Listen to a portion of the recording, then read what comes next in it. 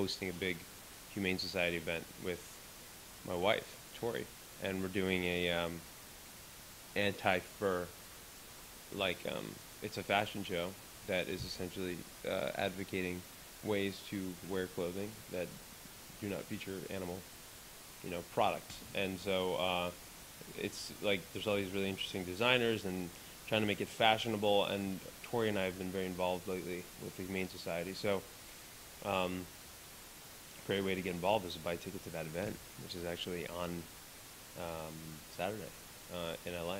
So if anyone's, you can go online, Humane Society, and purchase a ticket to the event that I'll be at hosting. I don't know if I'm sympathetic. I'm more like, I'm two things. A, I'm guilty because of my part in her becoming a vampire. And B, I'm also in denial of it. So rather than being like, okay, well, now she's a vampire, we need to accept it, I'm kind of like, okay, well, look, she's not really a vampire. Like, this isn't really happening, So Stefan's kind of in this sort of like delusional kind of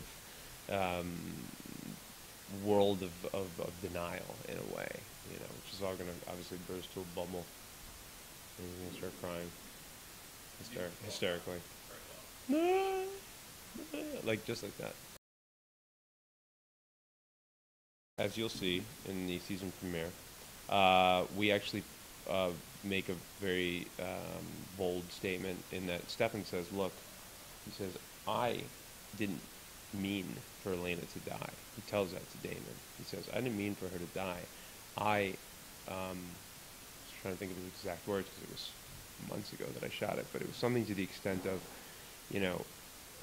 I didn't mean for her to die. If I knew she was going to die, I never would have left her. I was bringing Matt up. I was going to go get her. He's like, he didn't let her die. He may have symbolically, or it may have looked that way, but I think in his mind, he wasn't allowing her. He never wanted it. It just sort of happened. He didn't even know how it happened. He's kind of like in this bubble of. I feel like Stefan's just like in this sort of delusional world of like not really even understanding what happened, still to this point. That's not going to last. The whole she chose Stefan. The circumstances are obviously different now, and she's definitely I think moving on. We don't know where, but she's going to move on. He's a vampire hunter. He's very skilled. He's more skilled than a lark. He'd kick a lark's ass. He's trained. He doesn't have any supernatural ability, but he's almost on the same level of a vampire in terms of his capabilities and the danger. He's very well trained, and he also has just a deep mystery. There's a reason he's in Mystic Falls. It's all rooted in one big, of course, story that we're all going to go at the end of the season. But it's very exciting.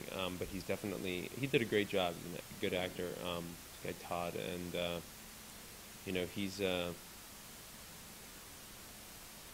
and Stefan square off. Him and Damon square off a little bit. We get into some left-right hook, fisticuffs. She's great. I only know her, obviously, from around set, but I haven't actually done a scene with her. I'm looking forward to it. She's really good. Yeah. It's so unpredictable. Right now, I'm like at a, 2. I'd like to be at a 15. No, I mean, I think it's going to be sort of this gray zone.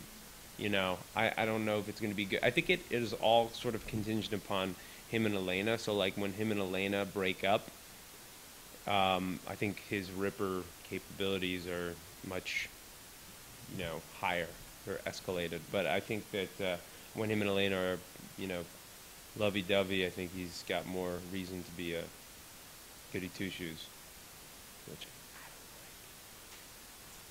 Don't tell him. Actually tell him.